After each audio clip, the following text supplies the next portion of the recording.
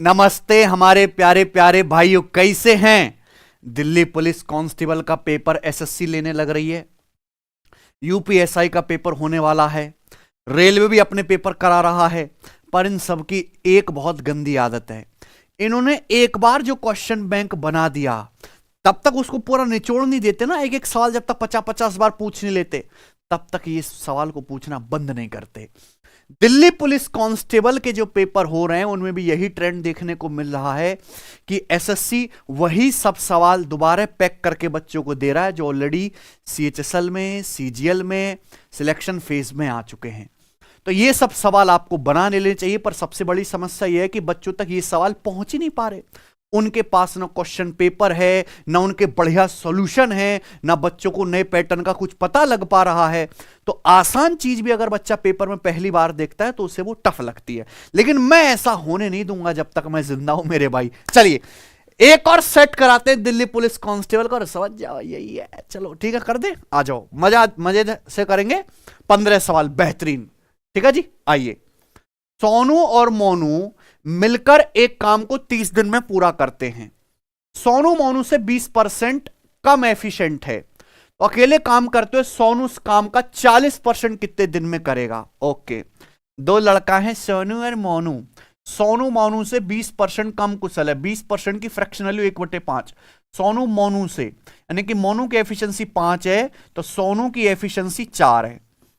Clear है, ये सवाल में दिया हुआ है। अब सवाल में कहा है सोनू मोनू मिलकर काम को 30 दिन में करते हैं। देखो, सोनू और मोनू मिलकर एक दिन में कितना काम करेंगे, 4 5 9। सोनू मोनू मिलकर 30 दिन में कितना काम करेंगे, 30 से गुणा। काम कितना करना है, 40%। इस टोटल वर्क का 40% करना है। कौन करेगा, सोनू कितने दिन में करेगा। तो भाई सोनू ये काम करेगा 4 एफिशिएंसी के साथ।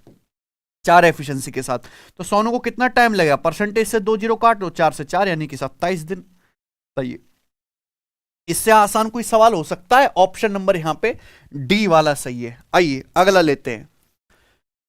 A mixture containing 18% of methanol is mixed with another mixture containing B% of methanol in the ratio 4:5. Percentage of methanol in the final mixture is 16%. What is the percentage of B? दो type के methanol को मिला के एक नया मिश्रण बना रहे हैं। देखो, एलिगेशन से हो जाएगा। एक सॉल्यूशन में 18% मेथनॉल है, इसको 20% वाले मेथनॉल के साथ मिलाया जाता है। किस रेशियो मिलाया जाता है, 4:5 में मिलाया जाता है। फाइनल मिश्रण में कितना एथेनॉल होगा, 16%। आपसे पूछा क्या है, बी की वैल्यू कितनी है। देखो 16 से ज्यादा है 18, तो जो भी आंसर आएगा बी का मान 16 से कम आएगा। ये दोनों तो आंसर हो ही नहीं सकते थे, ठीक है ना भाई। ये तरीका है, 18 में से 16 आप घटाओगे तो 2% आएगा। 5 के लिए 2% है, यानी कि कितने गुना, 0.4 गुना। तो यहां पे 4 की वैल्यू भी 0.4 गुना आएगी, 1.6% आप बोलोगे। हाँ जी सर। अब आप खुद ही सोचो कि यहां मीन वैल्यू 16 से बड़ा है 18, तो 16 से छोटा आएगा कितना, 1.6। 16 में से 1.6 घटाएंगे 14.4%। तो दूसरे वाले सॉल्यूशन में कितना एथेनॉल है, 14.4 आंसर। आइए अगला। एक construction project was estimated to be completed in 180 दिन। एक कंस्ट्रक्शन प्रोजेक्ट है, 180 दिन में पूरा करना है। ड्यू टू एन बारिश की वजह से only 60% of the days were productive. बारिश की वजह से केवल 60% दिन ही सही से काम हुआ, बाकी दिन काम बंद रहा, बारिश पड़ रही। If the work done each productive days constant, हर प्रोडक्टिव दिन कांस्टेंट काम होता है। By what percent must daily output be increase to complete the project on time. अगर हम चाहते हैं कि काम टाइम पे खत्म हो तो मैं डेली आउटपुट को, यानी कि डेली वर्क को कितना % बढ़ाना चाहिए, एक बार बताओ। इससे कोई मतलब नहीं। बहुत बेहतरीन सवाल है मेरे। हमें एक काम मिला, प्रोजेक्ट मिला, हमें काम करना था, बारिश पड़ी, 60% दिन ही काम हो पाया सही से। 60% यानी कि 3/5, यानी कि टोटल काम अगर 5 दिन में करना था तो हम 3 दिन ही काम कर पाए। लेकिन हम चाहते हैं मेरे प्यारे भी काम हम टाइम पे खत्म करें, तो हमें अपना पर डे की जो काम करने की एफिशिएंसी आउटपुट है बढ़ाना पड़ेगा। तो पर डे वर्क कितना बढ़ाना पड़ेगा, रिवर्स रेशियो में 3 से बढ़ा के 5 करना पड़ेगा, ठीक है भैया। तभी तो वर्क जो है सेम काम हो पाएगा। यानी कि हमें कितना बढ़ाना पड़ेगा, 2/3। 2/3 का मतलब 66.66%। बहुत बढ़िया सवाल है, रिवर्स रेशियो का करना है बस। आइए सवाल नंबर 4 देखो। ए किसी काम को उतने ही टाइम में कर सकता है जितने टाइम में बी और सी मिलकर कर सकते हैं। ए और बी उस काम को 10 दिन में करते हैं, सी अकेला 40 दिन में कर सकता है। तो पूछा है ए अकेला उस काम को कितने दिन में कर लेगा, ए के बारे में पूछा है ना। देखो ये सवाल एफिशिएंसी के रेशियो से भी हो जाएगा, और यहां पूछी इतनी खोखली चीज है ए के बारे में, तो वैसे भी हो जाएगा। ध्यान सुनेगा, बेहतरीन तरीका सिखाता हूं, जरूर नहीं कि हम हमेशा एफिशिएंसी से ही करें। सवाल में बोला है ए और बी मिलकर काम 10 दिन में करते हैं।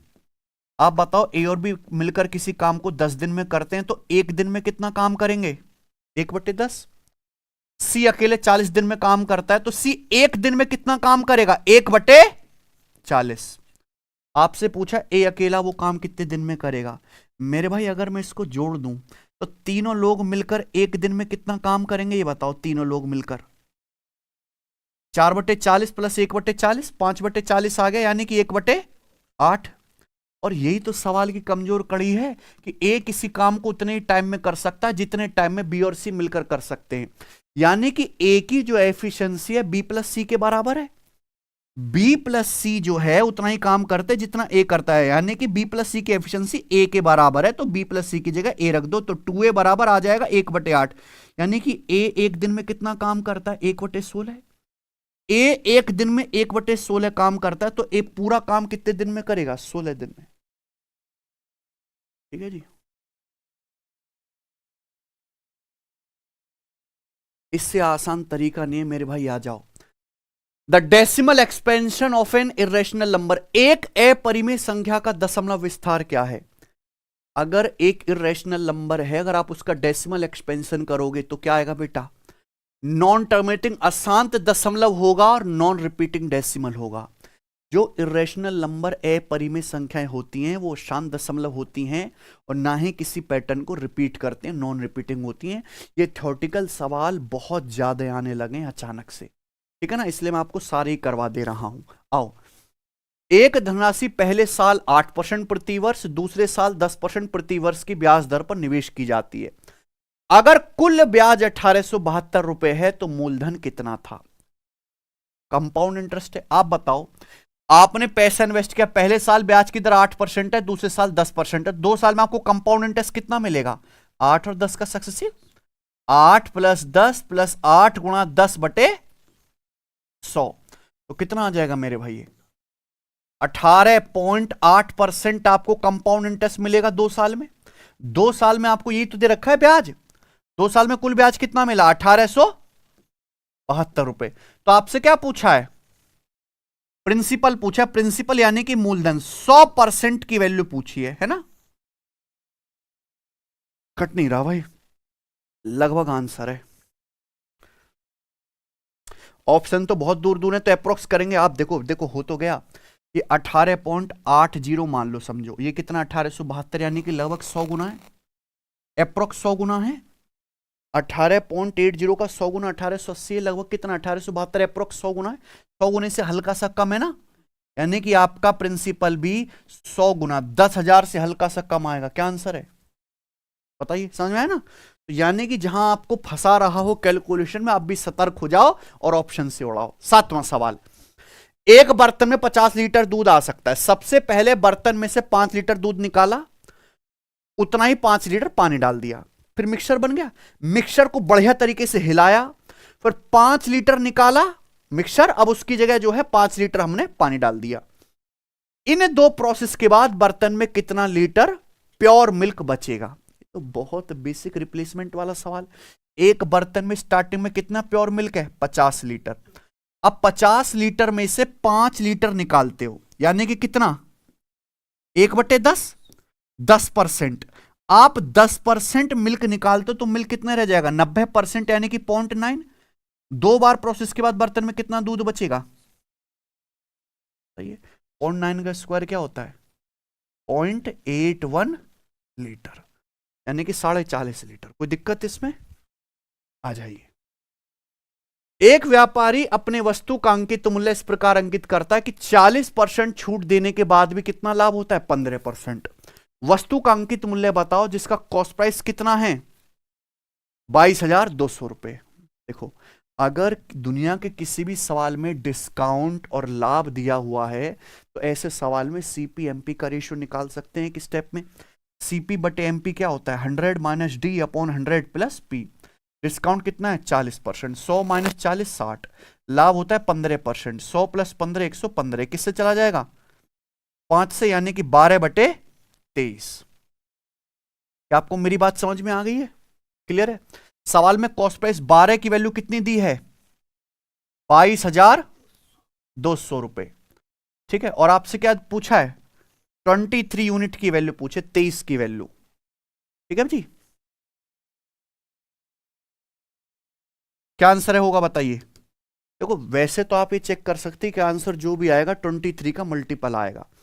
अच्छा 12 यूनिट की वैल्यू ये है, आपसे 23 की वैल्यू पूछे, 12 की वैल्यू अगर 22,200 है तो डबल होता है 24, 24 यूनिट की वैल्यू क्या आएगी 44,400, लेकिन हमें 23 यूनिट की वैल्यू निकालनी है, तो 1 यूनिट का मान निकाल दो, घटा दो बस।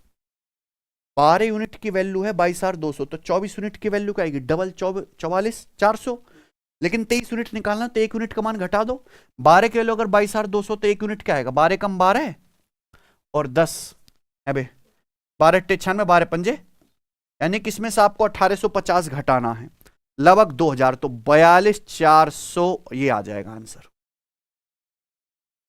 ठीक है। कोई दिक्कत, सिंपल मल्टीप्लाई भी कर लो कोई बुराई नहीं है बेटा, ठीक है ना।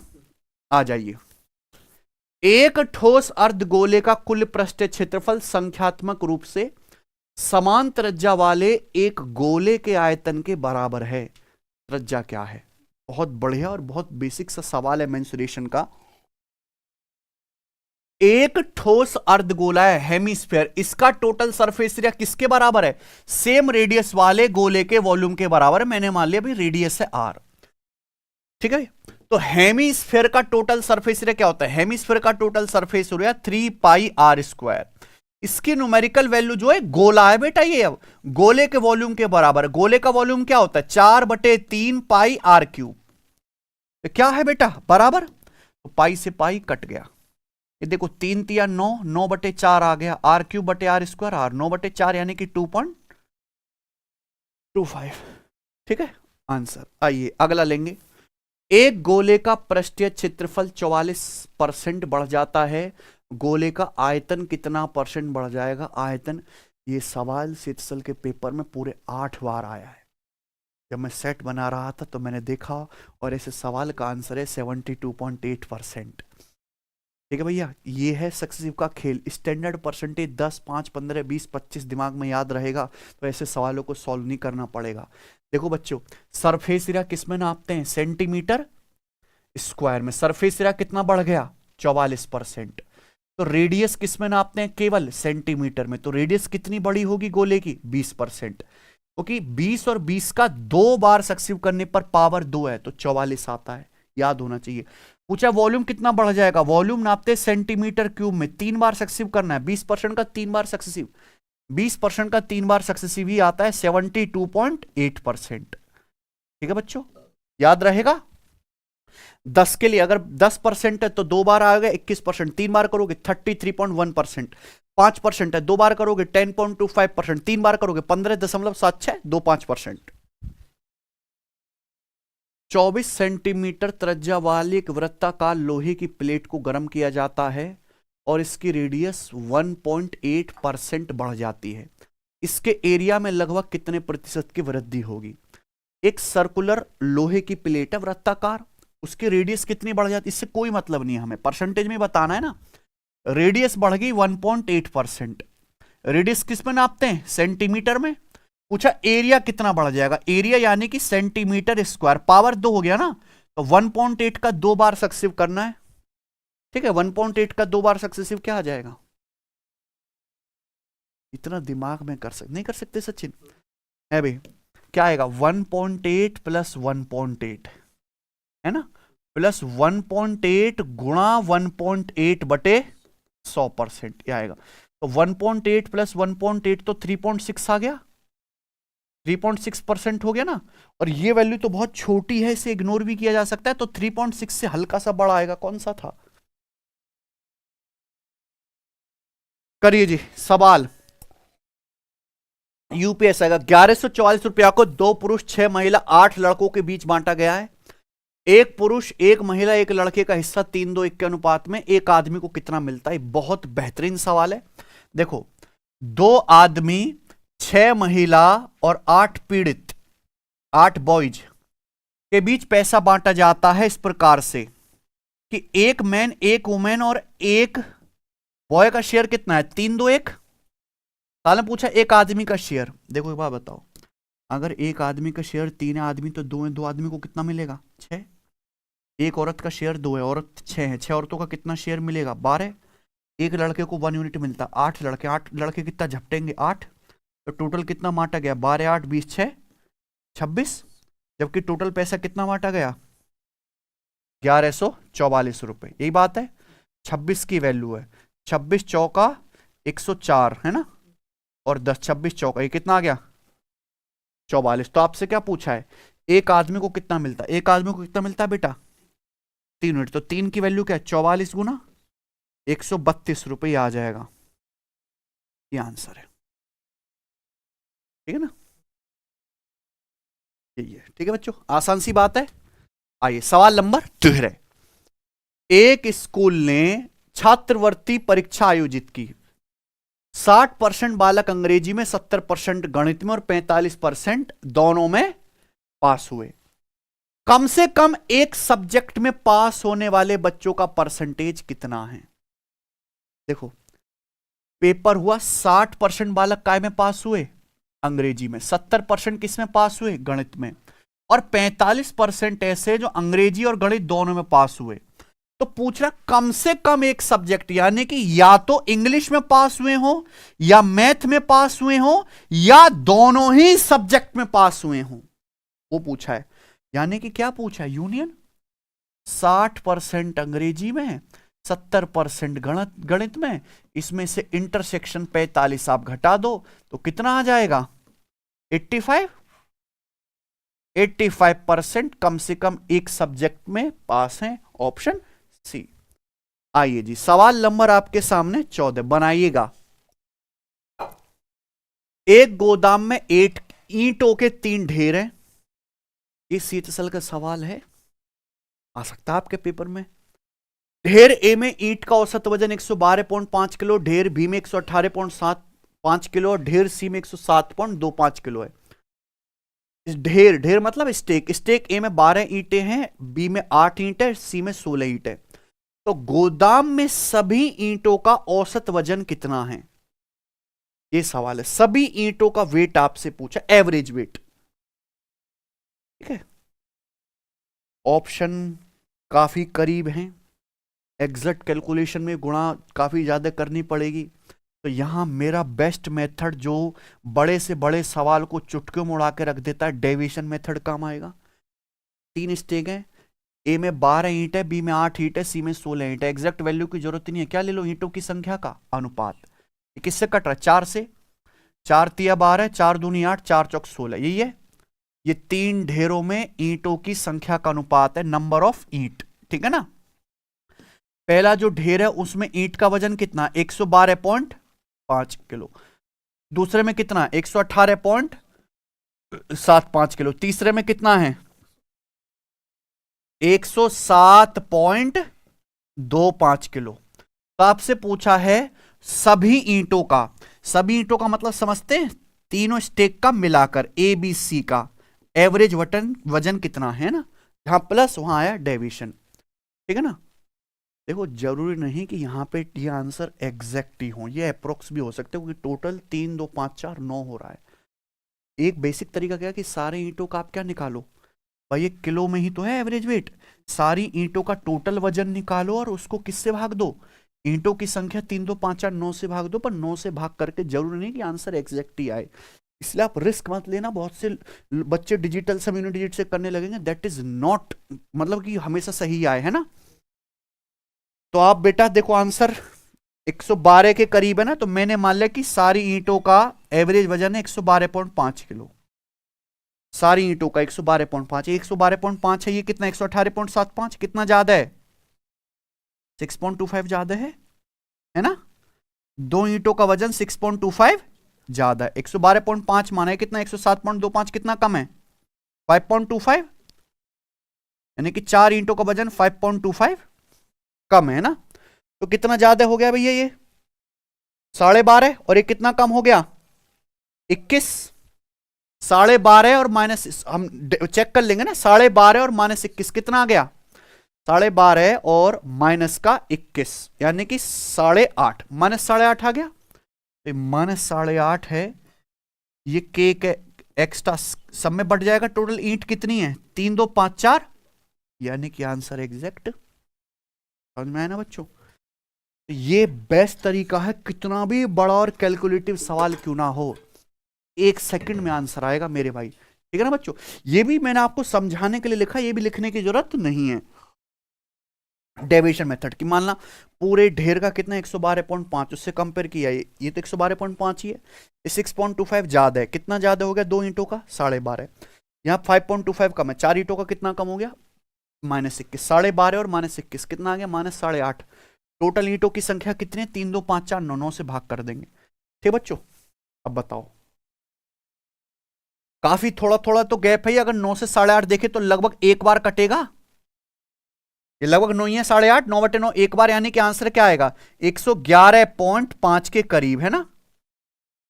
क्लियर। 111.5 के करीब कौन सा ऑप्शन होगा पहला। ठीक है ना बच्चों।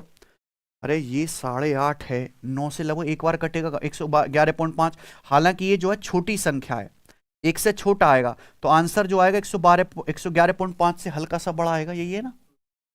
बताओ है कि नहीं मस्त। लास्ट, ए की इनकम बी से 40% कम है, बी की इनकम ए से कितने परसेंट ज्यादा है। 40% की फ्रैक्शन लो 2/, ए की इनकम बी से 40% कम है, बी की 5 है तो ए की 2 कम है 3। पूछा है बी की इनकम ए से कितना ज्यादा है, तो बी की इनकम ए से कितना ज्यादा है 2/, यानी कि 66.67%। ठीक है बच्चों, खत्म। तो इसी के साथ इस सेट समाप्त होता है, और मुझे लगता है कि आपको पेपर में यहां से कुछ ना कुछ सवाल डायरेक्ट जरूर दिखेंगे। आपने खुद से कितने सवाल सही कर लिए मुझे कमेंट में बताइए, और मैं ऐसे ही आपको प्रैक्टिस करवाता रहता हूं यूट्यूब पे। ठीक है। जो सवाल आपको नहीं मिल पाते वो मैं करवा देता हूं चुपके से। ठीक है भाई, धन्यवाद।